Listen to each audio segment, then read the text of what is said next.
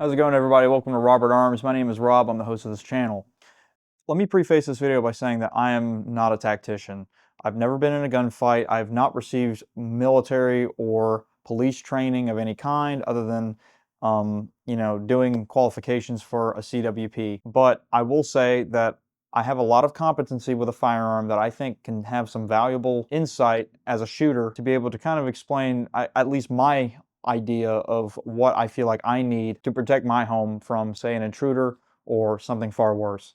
So don't take this as a form of like serious advice. There are much better people for that, believe me. But like I said, this is just kind of my view on defending your property, having the more ideal setups that will be the most useful tools to defend your life with. And it's kind of a serious matter. So I'm making this video because I notice a large inconsistency with gun owners nowadays that is becoming more and more of a recurring problem. I notice that a lot of people buy firearms, and there's quite a lot of those people that don't train. There are some things about firearm ownership that I think I would like to go over in this video, and that is generally about what are the most ideal ways to defend your home with a firearm and what kinds of firearms should you use specifically for defending your home, your property. And this is no better highlighted than this event that occurred, I believe in Michigan. This guy broke into this dude's house. He just got back from the Bahamas from a vacation, and him, his friend, and his girlfriend were staying at their house. And this intruder who broke into their home happened to be armed. What's about to happen on screen here is pretty bad. Both the individuals in the video shot each other. Now, I'll give props to the guy that shot this intruder. He acted very courageously and bravely to defend his home and his girlfriend from this guy, but the unfortunate thing is that they both shot each other. As a gun owner, you can kind of see some inconsistencies with what he's doing with his firearm in the video. And this is all due to simply just lack of training in terms of what he could have done differently. Now, we all think in our head, what we could have done to achieve victory in that kind of gunfight. But, unless you're actually in it, you never really know. But there are some key takeaways from that I think can be pretty useful. One key thing that people need to consider owning a firearm is absolutely train, train, train. So they often just buy the firearm just because they say they need it, and then they don't actually go out and shoot with it. And every time they do, their accuracy is kind of all over the place. Understand the fundamentals of shooting, breath control. Shooting consistently will help you maintain confidence in shooting, and what I mean by that is that sometimes I'll notice people kind of jump whenever right before they pull the trigger because they're afraid of anticipating that recoil, like how you hold your weapon. I mean, like just little things like that. Or they have a hard time understanding how to manipulate their firearm, like checking the chamber, or, like if they don't know how to work their gun. You need to know how that gun works, know how to unload it, know how to load it, know how to check it for jams, know how to check it if it's empty or not. Another thing is dry firing. I recommend you need to do this safely. Because if I do it, I always check the chamber. Obviously, this is like basic knowledge, but you should never have ammo near you when you're dry firing. You don't want any chance of accidentally loading a round in there, and then you pull that trigger, and that round just goes off in your house. You definitely don't want to deal with that. So knowing how to competently use your firearm is very important.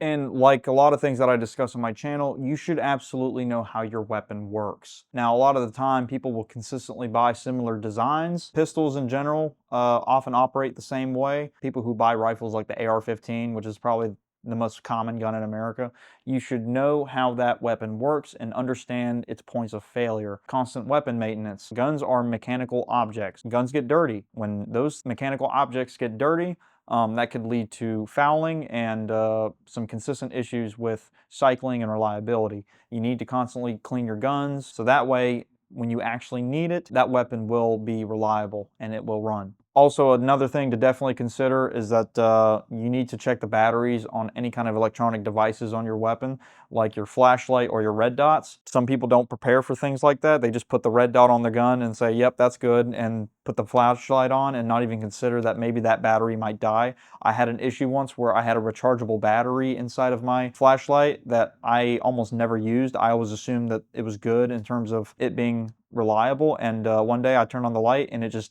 never worked again. I tried to charge the battery, put it back in the flashlight, I turned on the pressure pad, and still didn't work. I had to get normal batteries in order to get that light to function.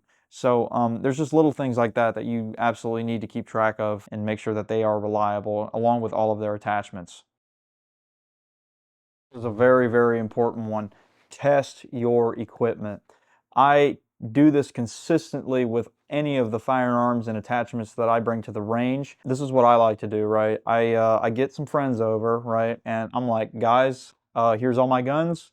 Go ham. As long as you pay for the ammo, go ham. And what I do is I like to pay attention while they're shooting into trash. I'm looking at how my weapon reliably cycles. I'm looking at my attachments to make sure that they are properly seated on the weapon, they're properly attached to the receiver or handguard or whatever setup that I got going on. Making sure that, you know, my flashlights aren't dangling off the side of my gun because they weren't screwed in tight enough, or if my red dot loses 0, or if the weapon is cycling with the right ammunition, like somebody mag dumping a rifle and like their parts just start falling out because, you know, their screws weren't torqued enough, there wasn't enough Loctite. General maintenance stuff that one would never think if they're just getting into this kind of thing. You can't just slap stuff on your gun and say, yep, that's all good. You got to know that it works, especially when your guns are enduring heavy use. Like endurance testing your equipment, making sure that that stuff can get beat up and still be reliable for use. This is what I've generally narrowed down as kind of the 3 basic firearms that I think you should train with and own for your home defense setups at all times, right?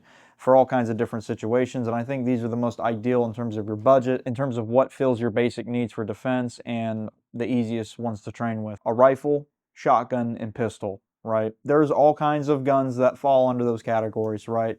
But I think in terms of a rifle, you need something gas operated and magazine fed. In terms of a shotgun, you need it kind of configured with a large tube capacity, maybe not a magazine fed, and a pistol, I would say a duty size pistol that can hold a high capacity, not a revolver. I know a lot of people are going to argue with me about that in the comment section. That's perfectly fine. Please justify any reason why I would be wrong, or if you think there are better options. There's nothing wrong with arguing your case for that. That's what the comment section's for. But this is just, in my opinion, the most ideal 3, right? Now, before I break down the particular types of weapons out of those 3 categories that you should probably have, let me preface by saying that I'm not discussing NFA firearms like short-barreled rifles, short-barreled shotguns, or anything integrally suppressed. That also kind of includes PCCs, which means pistol caliber carbines, because I think pistol caliber carbines are most well suited in the short barrel configuration.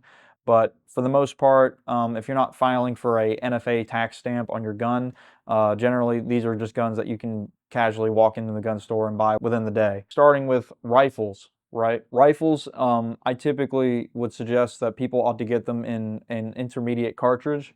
Like 5.56 is the most common, 7.62 by 39 if you are leaning towards the AK platform, and 300 blackout. Honestly, 5.56, the AR-15 configuration is the most common. Also, that might not be your option if you live in a state like California or New York. That's always something to consider. So keep that in mind. But generally, I think the AR-15 is the best platform. It's just the most common thing that you can get your hands on. It's the easiest to train with, very modular, very accurate, and reliable. It's a good design. Now, an issue that could stem with that, though, is that because of the cartridge, it's rather high velocity. Depending on where you live, like say if you live in like a rural area, that could be a more suited option for you. But if you live in, say, something like an apartment or a very small neighborhood where there's a chance that that round can overpenetrate through your drywall if you miss, say, the burglar in front of you, and somehow like you exchange gunfire and that round misses, and impacts somebody else's wall and goes through multiple layers, you got to remember, you are responsible for every single projectile that leaves that muzzle. So there is absolutely a risk of collateral damage when using rifles and stuff. So please keep that in mind. Your second option, the shotgun, should definitely be something that you should have available to use as a form of defense. Shotguns at the right range with the right load will physically remove a chunk of shit off your opponent and throw that shit on the floor. Shotguns are, depending on the model, pretty modular. They are great for home defense setups. Now, I will say that not all shotguns are great for this. I wouldn't recommend a hunting shotgun, like one with a 28-inch long barrel. I would say great shotgun options are like tactical shotguns or riot guns, as they used to be called.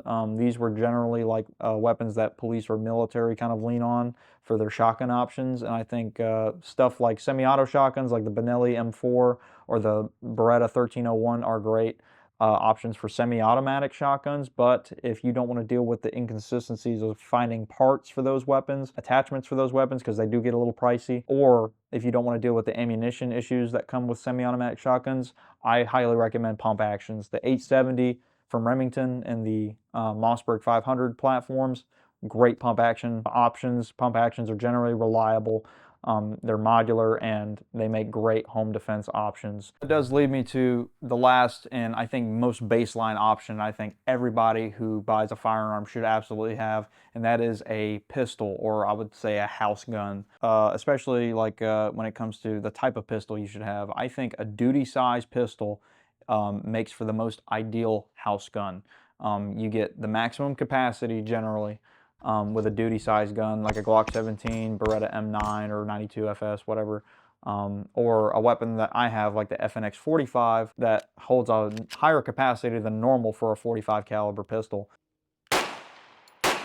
Generally, you're looking at 9mm, 45, 40 cal, and 10mm, and there's all kinds of varieties of pistol ammunition for automatic pistols that I think are very much ideal for home defense. There are a lot of ways to modify pistols nowadays. You have threaded barrel options for compensators, you have slide cuts for red dots, you have magazine capacity options. Now, obviously, depending on your state, like I said earlier, you might have to take those things into consideration. But in a self-defense situation, pistols are like everyone's go-to in terms of like their first-time firearm, and like the gun that you keep in your house. They're very easily concealable. You can hide them in closets, cabinets, drawers, nightstands, all kinds of places to hide them, and have them at the ready in case you actually have to need it. I hope that the stuff I discussed on this video seems useful to you.